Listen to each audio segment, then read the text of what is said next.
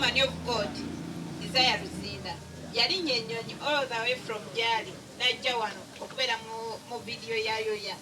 Tumusuubire era okulinnya ennyonyi, akomewo okubeera ku concert ku Lwomukaaga. Ate bwe zibanga ennyonyi tezinnabalekerawo ttambula. Lwaki abatajje? N'ekirungi naye ajja. Naye mbadde njagala omunfuniremuko ku time. Omumbuulize goge mazima. Kuba nange ngezezaako kuddamu naye ne bwe nziddamu era.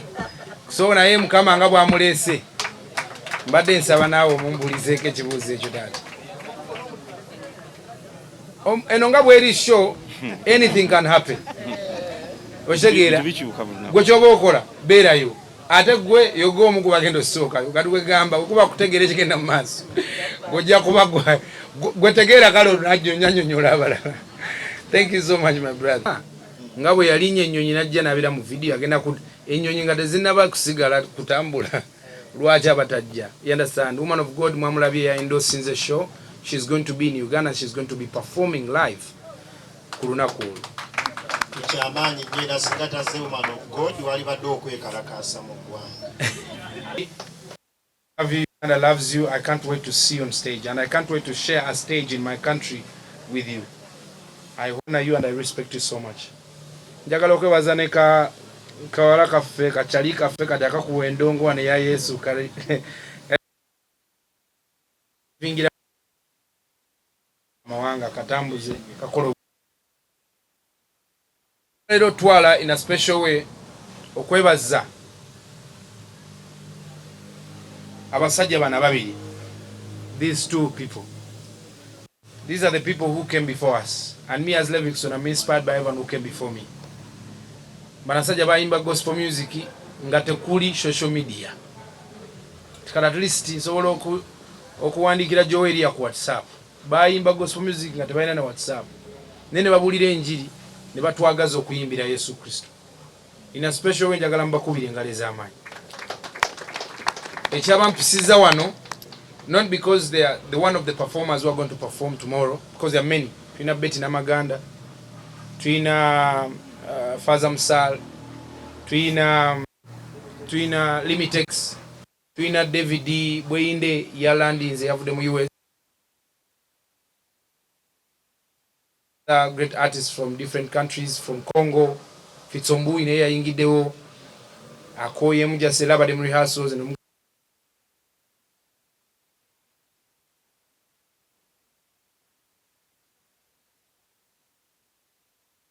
ekimusinga omuyisa wano aina show. The only way, you guys, the reason why you're here is because you love supporting each other. You're here to support the gospel. So Seku Martin agenda beda naye ne show nga ojo uli aje baita extra ya Mbeera the Genesis concert egenda beda kololo egenda beda Serena nga celebrating emyaka 25 eja Seku Martin. Omuntu yenna akimanyi industry no kyetegeeza wandi badde okubira Seku Martin engaleza amaanyi. So banamawulire mwenna tuyimirire supporting gospel music. Ngawe mukinkoledde, ngawe mukikoledde abalala. Let's also stand with Seku Martin.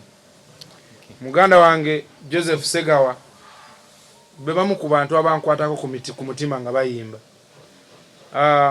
Nali sifuna time ndoza guno omwaka gwe nfunye chance okumumeetinga n'okumubuuzaako. He's a very free man. Nenga talina kyatalabye mu industry eno buli kimu akikoze ki akirabye. So naina muyise wano because he has a show in December nga lumu Kookie grounds. Bana Uganda era mwenna mbakunga. Tubeereyo ku zino show supporting bana abasajja. Kubanga yensonga lwaki fa abamu tuyimba. Amen. We're going to be having a lot of artists. Naye ichumari ino chisawo no bajja kyogerako maaso eyo. So nebaza Katonda lwa Mbeera, it has been a journey. You all remember try to get a Nambole Stadium. We paid COVID nakola ki najja. Omuna Uganda inali eyo ndi wano kugamba you have all reasons to be at Kololoya Strip this Saturday. Mujje twebaze Katonda olw'obulamu. Abantu bafudde COVID, bafudde ebirwadde by'ettamanyi. Kwegamba obulamu tebubadde buki bwangu. Ne tukkiriza Katonda ayina ensonga lwaki gwe abadde akuleseewo. Buli muntu yenna ndaba eyo gyonna gy'oli. Jja twala omukisa guno okwaniriza ku Saturday eno tugenda kutandika sheno awa zigenda bazikoze ki 10 tugenda tandika performances. I don't want you to miss okuyingira emitwalo 2 n'emitwalo 5. Simba motives ekintu yakijjanjawaza ogenda kusasula emitwalo 2 owangule piki. Isn't that amazing? Sibyo Katonda ebintu byakola. So muna Uganda yenna jangu ovuge piki ku mitwalo emeka 2. Sunzo kigenda beera mu kisaawe twali kubagenda Ghana kasamalo clearinga nga muyingira nga munonye kisumuluzo. Amen. Sumuluzo biringa 3 ndi mugeza basi ndikiriza batuwe piki nga 3 sijecho. So Metro Studios, I can't thank you enough. Thank you so much. We have been rehearsing for 2 months. Natuka rehearsals. So tukiriza Katonda, we are going to give you an experience you have never seen. Omuntu yenna alaba sheno omulema kigala mzibe wa maaso oyina ekizimba kyagaana okugenda oyina obulwadde bwagaana kugamba nti eno show oyina free ticket jangu kubanga tukiriza mu Katonda awonya. We believe you're not going to go back the way you came. Togenda kuyingira mu kisaawe ekyo kyekkololo ku lunaku lwa Saturday ofulumenga buwazi. Nawe nyine w'emitwalo 2 oyinza okubanga gosobola okusasula emitwalo 2 nga tolina buvune bwonna. Nenzikiriza Katonda omukono gwe gwenda kulabisa olunaku. Katonda agenda kuba atambula nga akwata ku bantu be nga akuwa ekisa ekyenjawulo. So nkwaniriza, come be part of this historical concert. Mujje tubeera abajulirwa. Come, we have leka ffe tuba tuwa obujulizi. Amen. So with those few words, I want to thank everybody.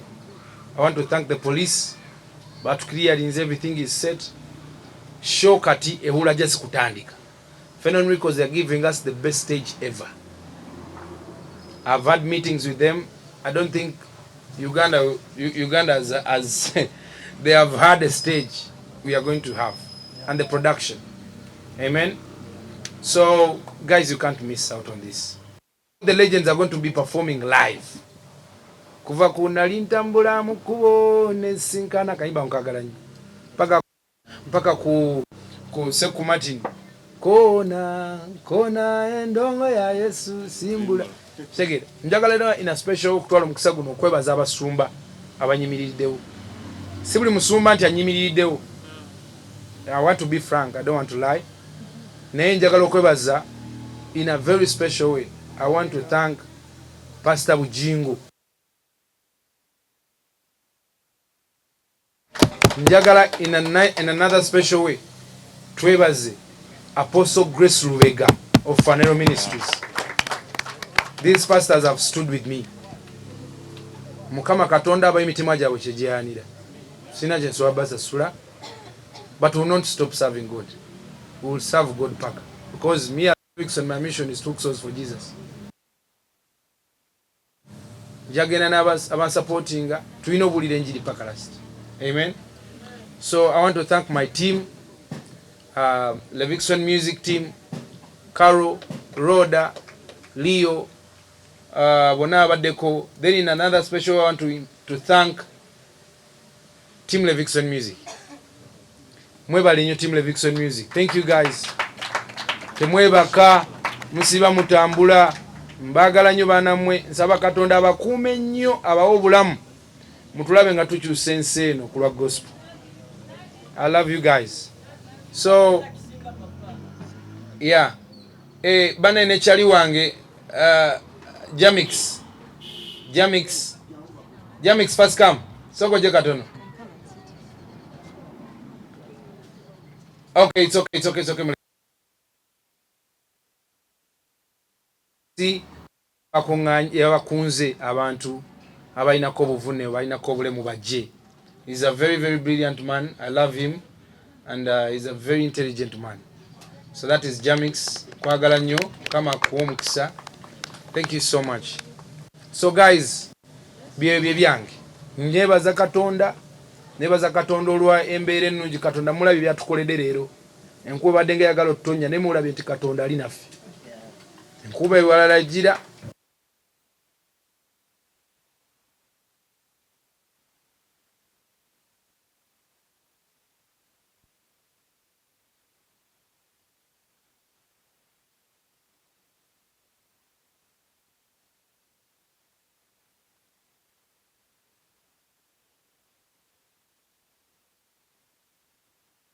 Kubibuuza, that's Tony from the Northern Ireland.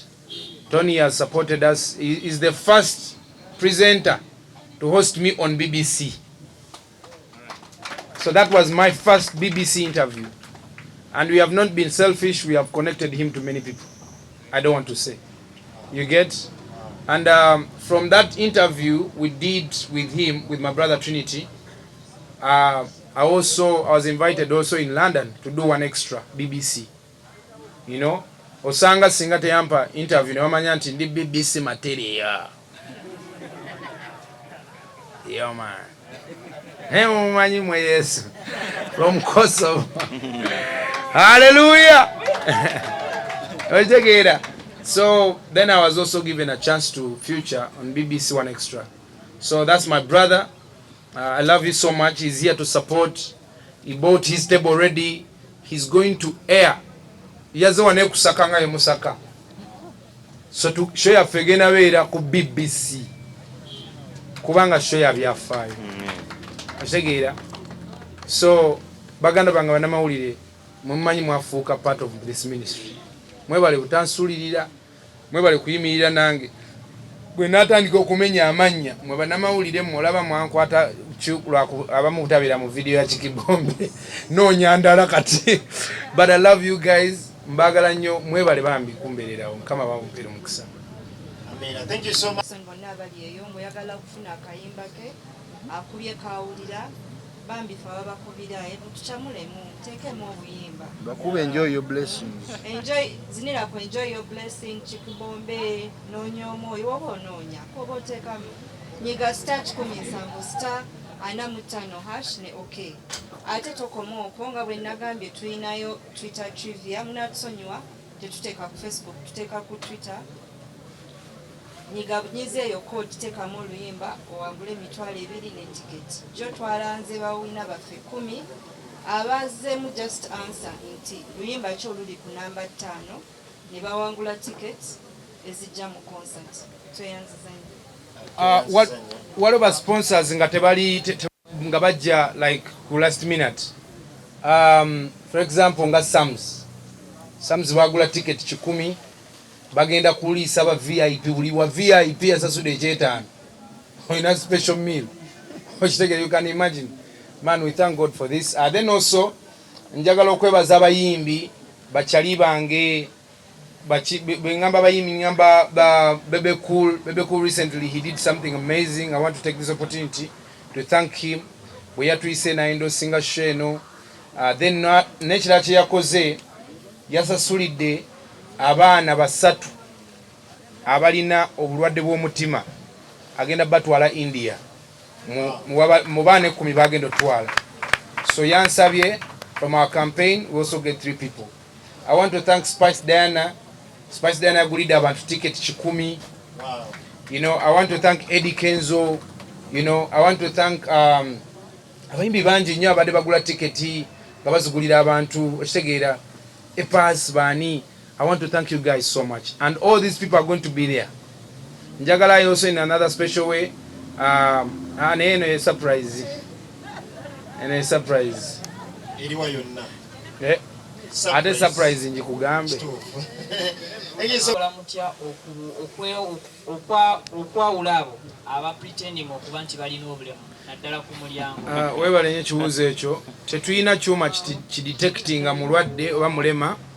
Ffe kye tukoze twakoze entegeka ng'oli bw'aba alina ekirwadde bw'abanga mulema ayina free ticket okujja. Kati gwe bw'ojja nga toli mulema ne newefuula omulema ekyo si byange sikirinaako mutawaana gwamanyi ne Katonda eyazze okuwonya abalema ate gwe ne weereeta ng'omulema. So katukusabire oleke kuddayo ate ng'ofuuse mulema because obulema obwagadde nnyo. Okitegeera?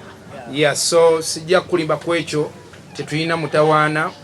Tetulina mutawaana omuntu okujja n'agamba ye mulema nenga si mulema. Tetukinaako mutawaana era tewali kigenda kukulaga nti bannange gwe otambula nenga oli mulema. So what we have done is to give okubayita bonna bonna nga bali ffe twasabye Katonda awonya. Okitegeera tukkiriza kuwonya. So bwajja nga si mulema nga yeefudde mulema ebyo si byange bya Kristo. Tutandika ssaawa 8 ticket gets zigenda baziguddewo. sawa 10 performance zitandika tatu abaana abazadde bajje n'abaana baabwe tudde ku kiri ekyabayimbi baffe ekyabayimbi eno si eshe sosenze nkoze bivulo okuva 2012 nga buli mwaka era abayimbi bano babeerawo ne bampagira tewali muyimbi yali ansabye kuyimba ku show kubanga show tuba twayisa abantu tubabuulire enjiri tubabuulire Yesu Kristo amen so era omuntu ayimbye Yesu Kristo kubanga gwe twaze preachinga so they will definitely perform people who are preaching the gospel. Yes papa mwebale nnyo mwebalire ddala MTN ne ba sponsors abaliwo our guest Wendy, thank you so much for coming. Amanya Seku Martin ne baza mukama lwa mugana wange ono tulina olugero lwanvu nnyo amwaniza mbife byenjawulo tukolayo obuyimba najja nakyalire waka kwa mutunya bwenti ne baza mukama kindaze nti ne gokola ki waliwo enjala bwe yannuma awo nengende wa Seku ngabeera olugala nentukayo ng'enjala ennuma Seku nampaka caayi mukalu n'omugaati nansiigirako blue band tuvudde wala ne baza mukama lwa Levixone olaba nti ebiro tubituukirira ate nti ate alina bwatuuse nti naffe tukuze naye nga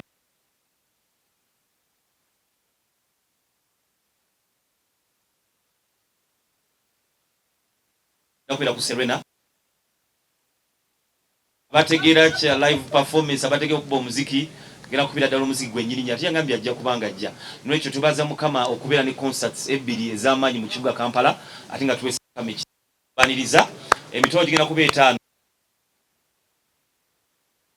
mezi ya milioni 2 abantu nga baliko 10 mujje twongere okuwagira gospel music ate nzikiriza nga tumaliriza Mbeera ne 25 years of Seku tugenda kutwanka kibaita tour mu Uganda yonna era nzikiriza ba sponsors bagenda kitulamu tubenga